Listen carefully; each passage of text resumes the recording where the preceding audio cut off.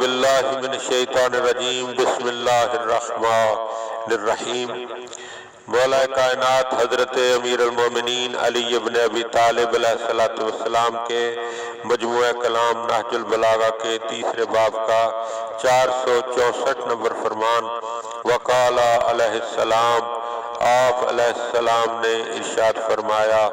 انا لبنی امیہ مرودا یجرون فیہ، بنی امیہ کے لیے مہلت کا ایک میدان ہے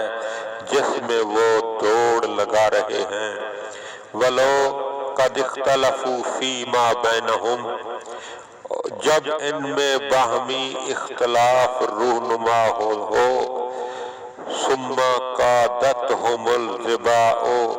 لَغَلَبَتْهُمْ، تو پھر بجو بھی ان پر حملہ کریں تو وہ بجو بھی ان پر غالب آ جائیں گے۔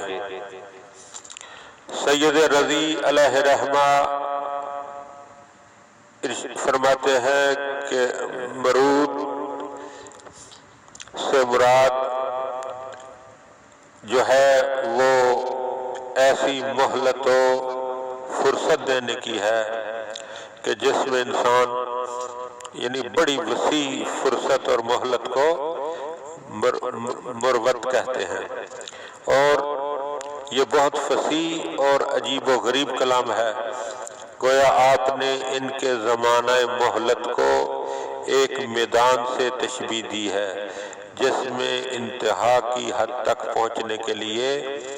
وہ دوڑ رہے ہیں، چنانچہ جب اپنی آخری منزل تک پہنچ جائیں گے تو ان کا نظام جو ہے وہ درہم برہم ہو جائے گا۔ تو یہ بنی امیہ کی حکومت کے حوالے سے مولا علی علیہ السلام کی ایک پیشن گوئی ہے جو لفظ بلفظ جو ہے وہ پوری ہو کر